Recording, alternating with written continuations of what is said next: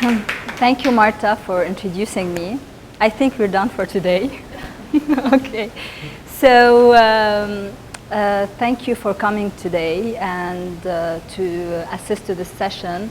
I thank all my fellows, my Humphrey Fellows, for coming here to support me as well. And I was delighted because it was a chance for me to also meet other people from some Arab countries such as Palestine, Jordan, and Lebanon. So before I start the INGO post-Arab Spring, I will talk a little bit about what we are going to discuss in this session.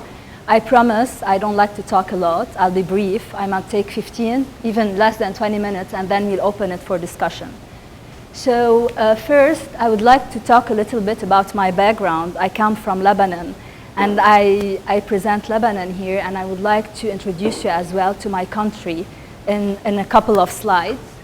And then we will have an overview of the startup of the Arab Spring, how did it started, to have a general background about it.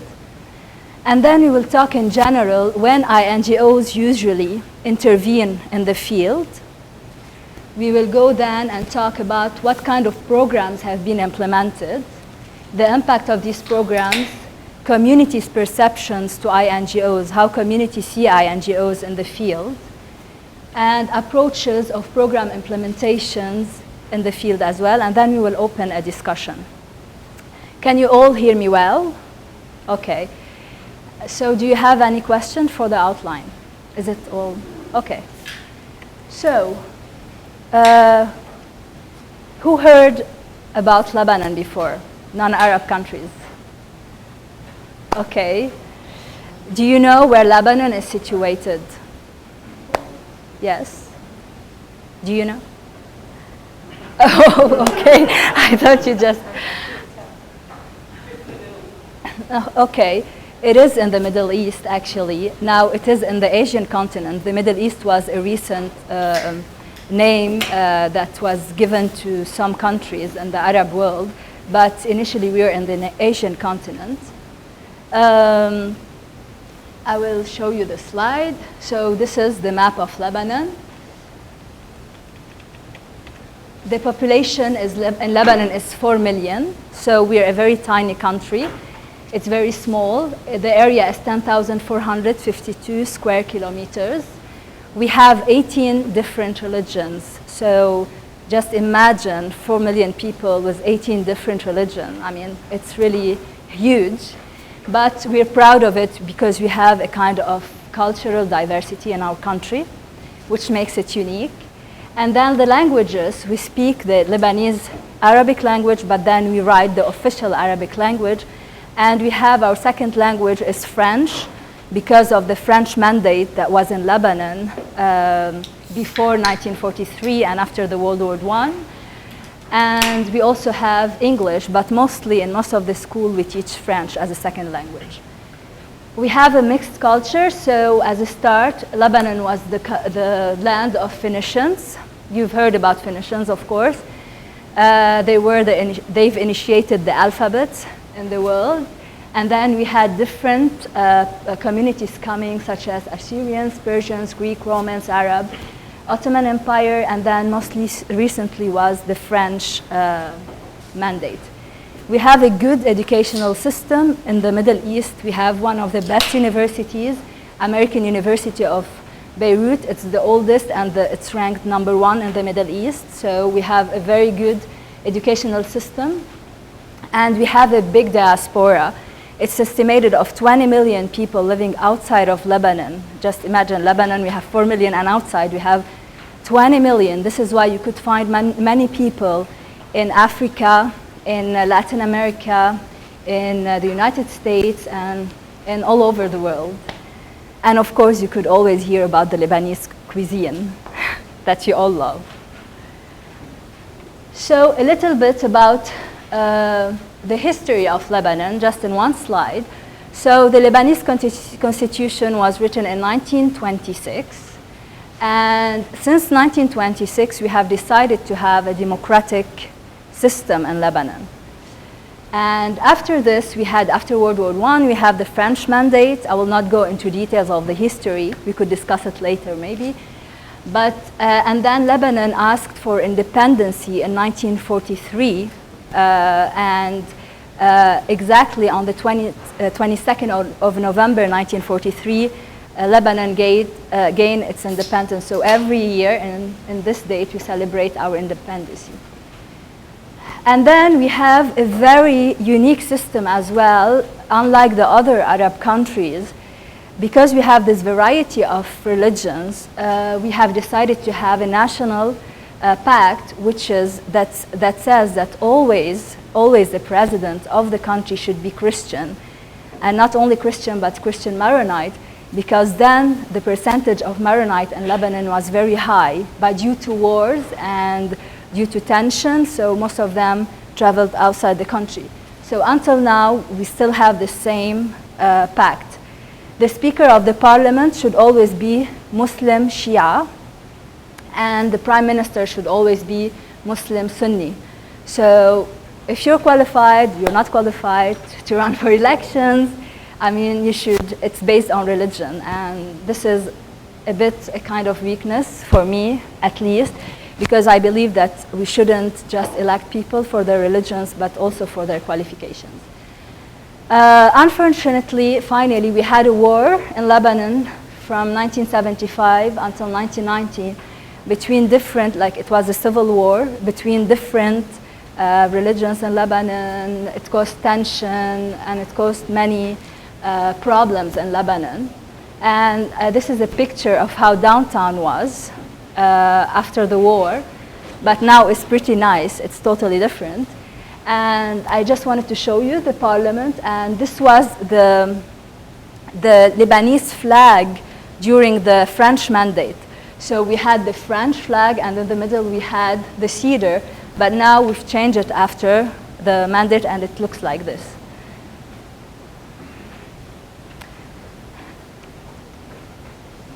I just want to show you some beautiful pictures about Lebanon to encourage you to visit it, because it's really a very nice country. And I know that most of you, especially not in the Arab world, but internationally, you hear about Lebanon, war, tension, sometimes Hezbollah, the conflict with Israel, and all of this. But trust me, when you go there, you wouldn't feel all of this tension, because Lebanon is known to be open. We're known for the festivals we have, for the beaches, skiing, cultural sites. You could do many activities and you don't feel any of these tensions. So I encourage you to visit. Now, does anyone have any question before I continue? Am I boring you? Okay. So, how did the Arab Spring begin? Who knows? Not you. Actually, Najib is from Tunisia, so. Who knows? Anyone? The driver burned himself, and then the authorities came to suppress the mob, etc. And then people were anyway dissatisfied, so there was to protest. Okay. So, and do you know in which country did it start? Oh, sorry, I didn't hear. Tunisia.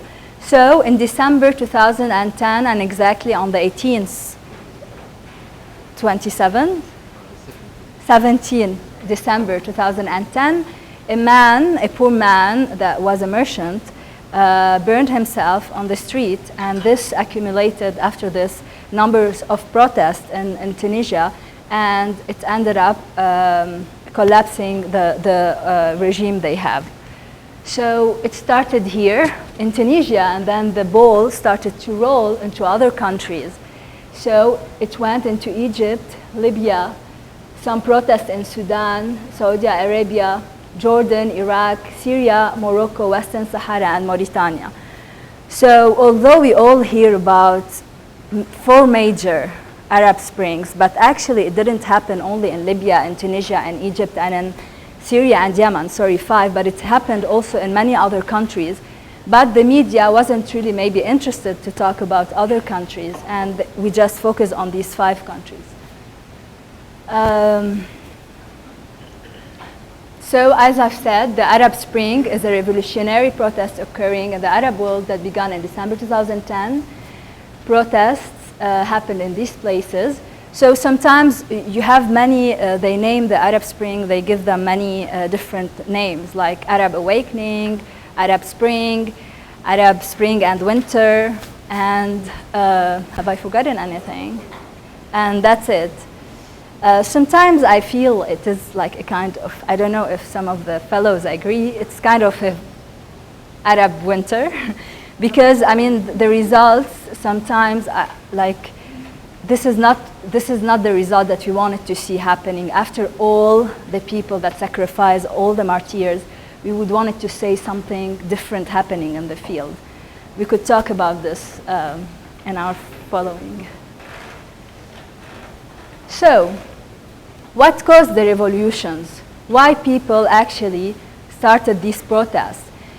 First, because of dictatorship, like people were living under dictatorship, the same person with the family ruling and living in corruption and monopolizing and controlling everything in the countries.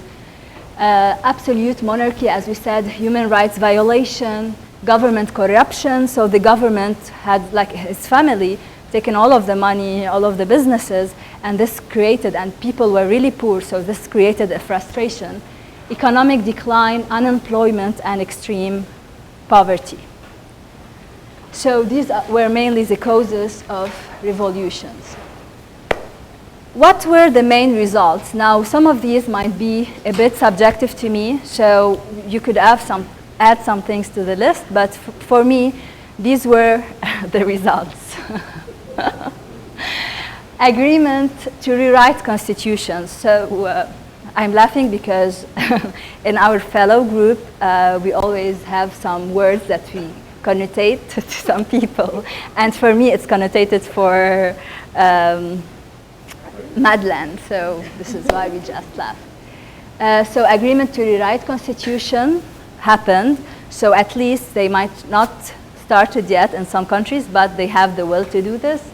And committees were formed, reforms in law, electoral laws, and other kind of laws.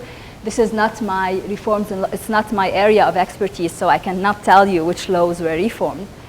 Elections held, so it's very important because when I was in Libya, I'll tell you a story. I was there, and I was working with Mercy Corps. I was working for Mercy Corps International, and we actually don't work on elections.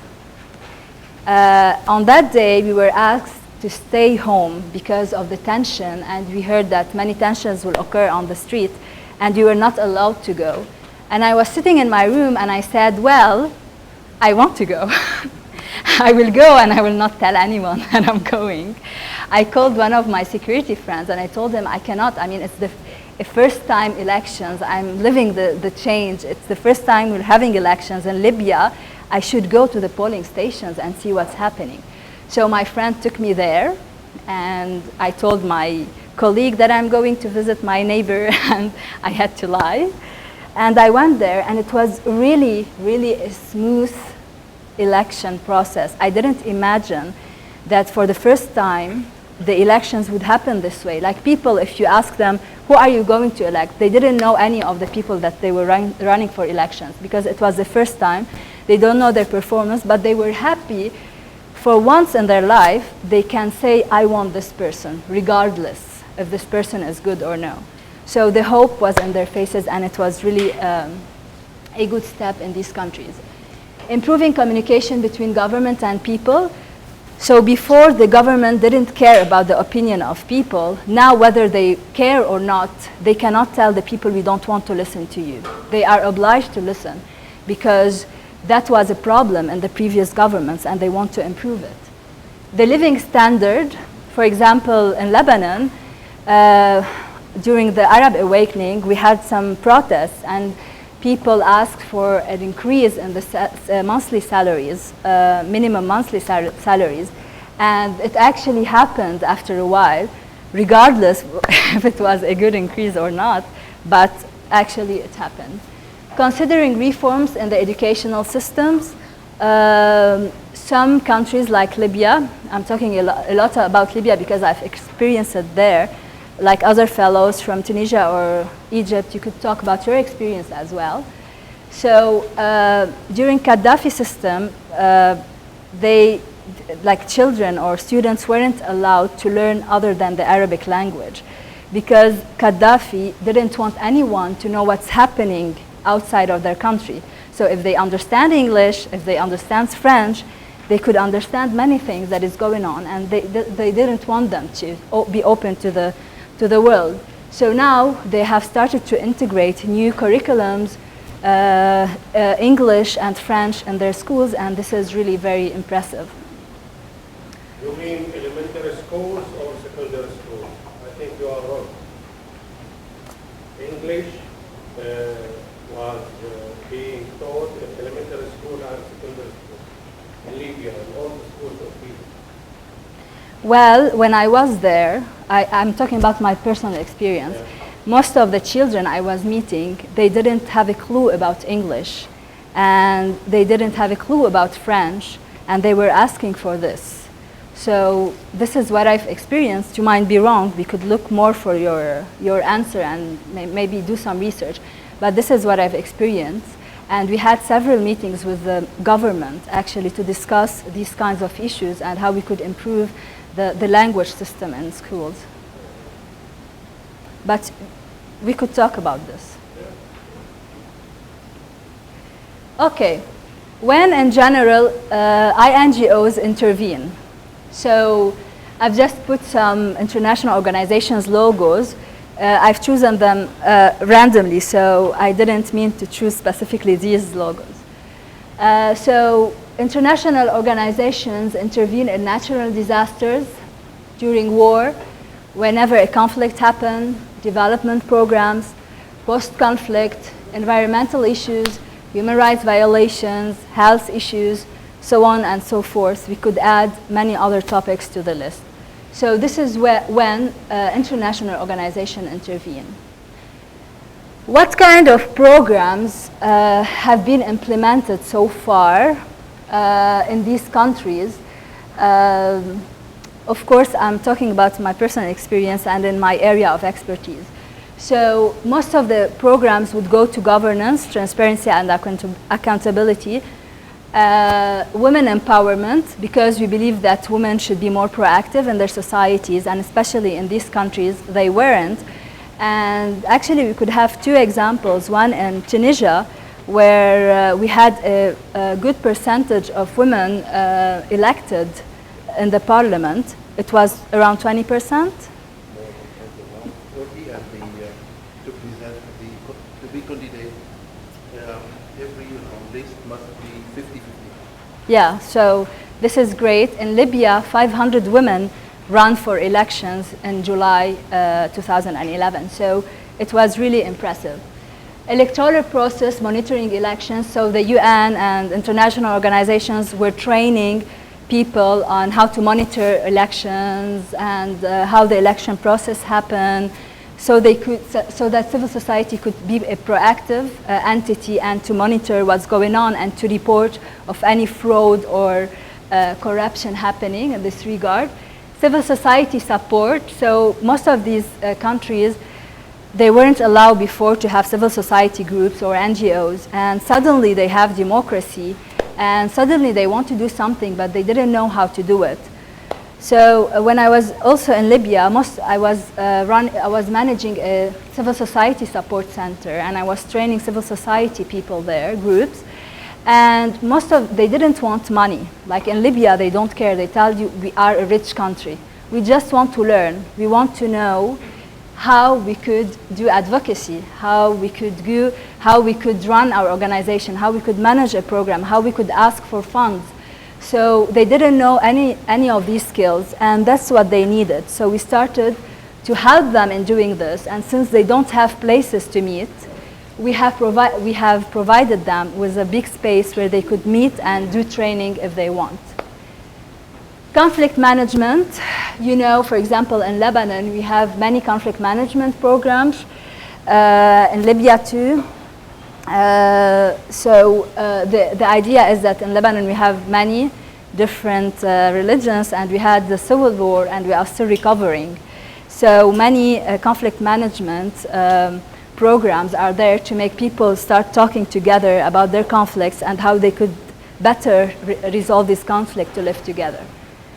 Of course, at the beginning of the war, there was food distribution through WFP, through Mercy Corps, through Oxfam, through other organizations, protection programs too, and psychosocial activities, because some of these countries, like people were seeing their friends dying in front of them, and it was the first time that a war happened, and they really lived a trauma after this. So we have conducted many psychosocial activities for children as well as for youth. So these were the kind of programs that have been implemented in the field. Some of the impact of these programs were the creation of job opportunities, because whenever you have international organizations going in the field, they need to recruit national staff. So the presence of these INGOs and implementing these kinds of programs was very good, because it was a kind of creating new job opportunities. And indirectly, when you implement programs, you also create an indirect impact, which is having more job opportunities in the communities. Like if you're going to implement a project in South Lebanon on, I don't know, rehabilitating a public garden, okay, between two villages in conflict, you would ask the local community there to rehabilitate this public garden. And like this, you're indirectly creating job opportunities. More involvement of women in social, political, and economic activities, which was very obvious in many countries. And also, there's something that I didn't write here, the involvement of youth in the government. So we had many youth wanted to run for elections, unlike previously, like only old people in these countries just go for elections. But this time, youth were keen to have their voice and to be represented in the government. So this was a real impact. And thanks to some of the INGOs, it was an impact, because they've gave many trainings to these youth on how to run for elections, how to do their campaigns, how to advocate for what they want. So these were some of the program impacts. Okay, what have I? Okay. Okay, how communities in general perceive INGOs in the field. Who's coming from INGO or NGO background? In here? 2, 3, 4, anyone else? So I don't know if you face this problem, but whenever we're in the field, we're always associated or connotated to political donors. Like if we're implementing a project in Libya or Lebanon or Egypt or anywhere funded by the US government, like the people start saying that, oh, this NGO is actually implementing the international policy of this country, and we don't really like this country. So they are here because they might be spies, they might gather information and send it back, and we always have this connotation, and it's frustrating because sometimes you can't implement your projects, and it just sometimes you would decide to stop it in some areas and just go back and go to another areas. So this is really frustrating. Some people think that when I was in Libya, like most of the civil society tells me, we know the European Union and the United States, they want our oil, they want our natural resources. This is why they send the NATO to help us. And so we always have these connotations, and they always have this, perception, especially in extremist religious concepts, when people think that, oh, they're coming to weaken our religion, they're coming to do something and to just, like when I was in Libya, they bombed the ICRC and they sent us a letter saying all international organizations supported by Americans, European Union, because the ICRC, they had the cross on their flag, the International Committee of the Red Cross. So some very extremist people thought that they are preaching for Christianity in Libya. And Libya, it's all Muslim Sunni, so most of the population. And you have these extremist groups. And they sent us for international organizations, like all American organizations will be bombed as well. So we lived in a frustration for weeks. Like I was going to work and I was thinking like, I don't know what might happen on the road. So we have a lot of perceptions to international donors. And this perception is sometimes due because who are the biggest donor in the world? The European Union and the US government. And most of the INGO takes their money from these two big donors. Like we started to wonder, like, if the Arab states, they have much more money than, than the United States, maybe. They have, like Arabia Saudi or Qatar, they have all the fuel, all the oils. If they start to be donors, if they start giving international organizations money, and now we have new emerging donors like China, Brazil, and other international organizations. When these international organizations start to diversify their donors to try to take money not only from these two donors, that would make the people feel more comfortable and have more trust in the community. Okay, so finally, I just want to highlight some considerations of program implementation. So in order to have better program implementation in the field, we should always build partnership with communities, NGOs, and civil society. Okay, when I go as an international organization to a country to help, I have to understand that I'm there because they accepted to receive me, okay? Just imagine if you're in the United States and you have international organizations coming here to implement some programs, you would think, why are they coming here? You know what I mean? It's the same thing there, so we should try to build these partnerships with local communities and let them and try to implement our programs through these groups. Building the capacity of local organizations and groups.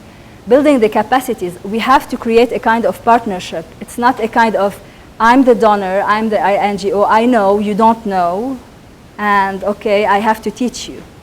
It's not, we cannot do this. We have to build a kind of partnership with local organization, let them feel that you're there to build their capacities so they could implement these programs. And this would build better trust in the community.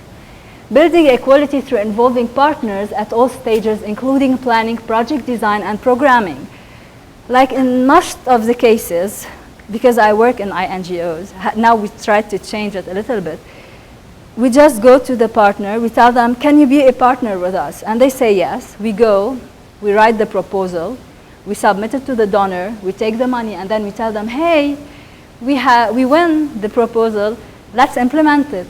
So we don't involve them in the needs and the writing of the proposal, so they feel like kind of they're there, we're here, and we're not kind of working together. And when you have a good relation with your partners, your local partners will tell the communities about you in a good way. So if you don't build this trust, you cannot really work in the community. Better coordination among international organizations and UN agencies. You know, most of the time, in many countries, donors just fund the same programs through different INGOs. And in some countries, like the same youth would come to the same leadership training. The same beneficiaries are benefiting through the same programs. Whenever we have relief, you go to some families and you find, because all NGOs just run to start taking money from donors and implement, you find people, displaced people with like 20 mattresses, but they don't need them. 30 kilos of rice, but they don't need them. Like in the case in Lebanon in 2006, what they did, they've opened a business because they had lots of things and they don't need it, so they start to sell it. Yeah, it's always the entrepreneurship mind of Lebanese, but so this is not actually a good impact on the society. Being clear and transparent about programs. Some organizations think that they would go into some communities in a smart way. I would say that I'm coming to implement agricultural programs. And then my intention is to do youth empowerment. So they're not clear with the communities, and suddenly the communities realize that this INGO is coming actually, they have perceptions, so they're not transparent with us, so they're hiding something. So whatever the circumstances might be, just be clear with the communities whenever you want to implement a program. Understanding the culture of the countries. You have to understand that if you live in Europe or you live in the United States, you have different cultures in some of these areas in conflict. Like, for example, I have to wear like, very, how do we say?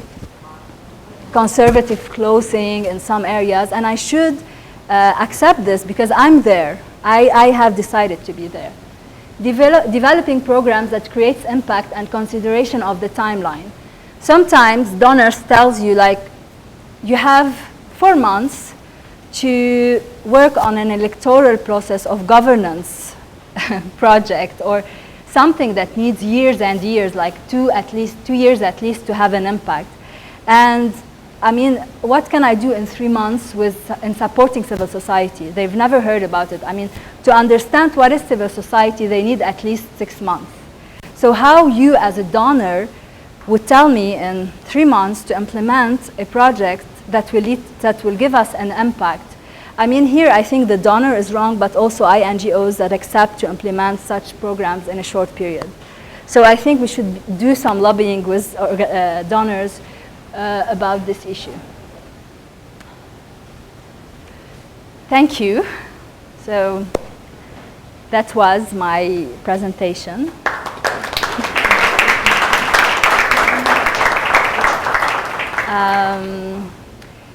If anyone, so this is in general. Again, this is built upon my own experience. I didn't want to just bring things from the internet, copy-paste it, and talk to you about it and just read it. I just wanted to do something very personal. So if anyone have any question or any point that needs to build in on any point, you're free to do this. Yes? Yeah, I'm just wondering Could you please say your name? Yeah, my name's Jeremy. Okay. I'm just curious as to post-conflict reconstruction. What sector in Libya have you found that has the most global capacity already there? Like they can independently run it, and what sector needs the most outside help? Mm-hmm. Business sector, any sector you mean? Any kind of sector? Yeah. Mostly in terms of basic I think most of the communities they work in, if you go to Libya, if someone has any other knowledge about this, you could correct me, but they work in the oil field. So they have all these industries related to fuel, to oil, and governmental institutions. So they were limited really to these kinds of skills. This is why they need a lot of help in other fields in the community. Now, what was the second part of it?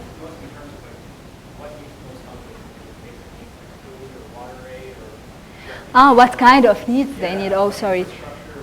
They need infrastructure, like roads are in a horrible situation. They don't have good infrastructure, especially in some rural areas. I'm not talking about Tripoli, the capital, but in some rural areas. They need a lot of training to the police and to this sector, because before Gaddafi regime was just controlling this, and now they've all went, so they don't have a good security presence. This is why You hear every day, every 2 days, a bombing took place in Benghazi, and whatever happened in the US embassy, like the local people that were outside, they just ran away when this thing happened because they didn't have any experience in the security. I mean, these are a couple of things that needs to, there are a lot of things to be done. Parliamentary reforms, you know, it's many things. That Do you think a transitional government will be able to effectively disarm all the different conflicts that are out there? Is there anywhere from like 100, 200, and they all have different territories that they control? I don't want to have, you know, I don't want to talk about this because I'm not a Libyan person. So this would be very subjective, and I'll leave it to the Libyan people to talk about it. But now the transitional government will only work on the constitution, and within a year they will do the election to start working on other things in the country. So until now they don't have a plan for all of the needs on the ground until they write the constitution. But I don't want to be subjective and talk about it because.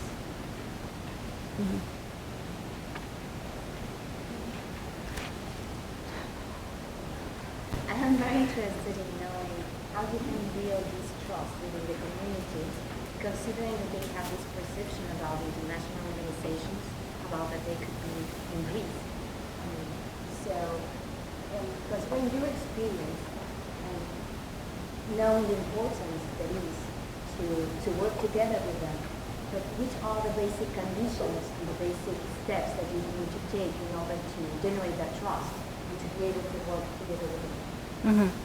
So again, from my experience, the first thing that we always need to do in this, what I've said, to be very clear about why you are here, why as an organization you are in this country, what makes X organization different from X organization, and to be very clear.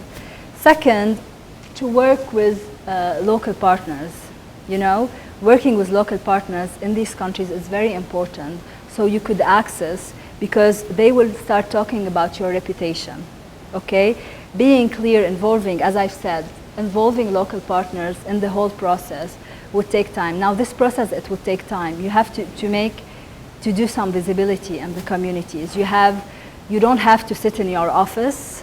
You have to go to the communities, you have to talk to them. Sometimes not about the programs you're implementing, just about, you know, how are you, how things are going, and try to be on the same level as the community, and try to create this feeling of partnership rather than, you know,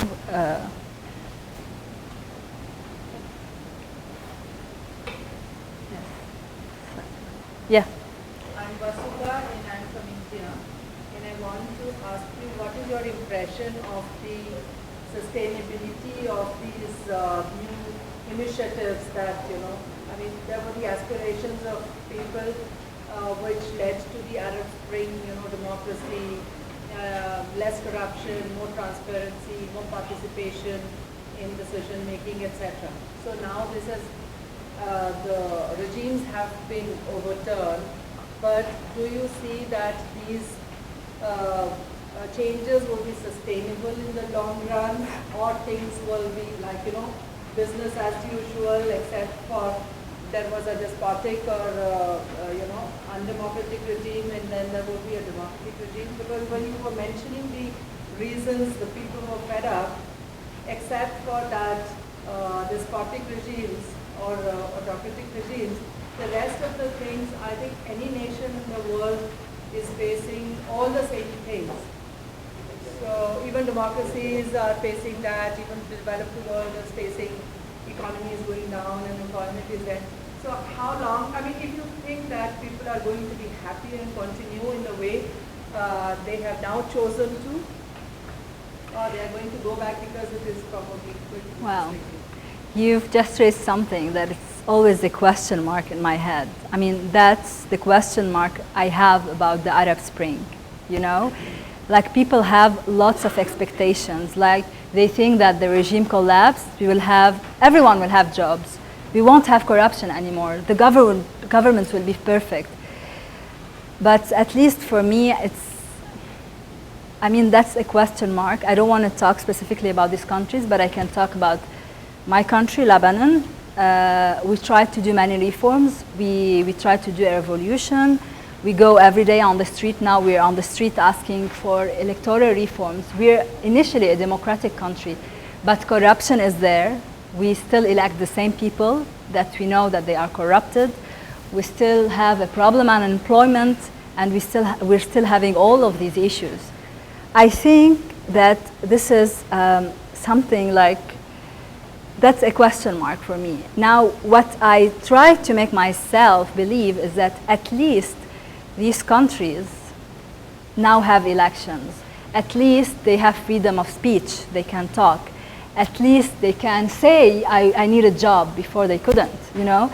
At least they could talk about it. But I mean, just becoming perfect and sustainable, it's something I personally have a question mark on.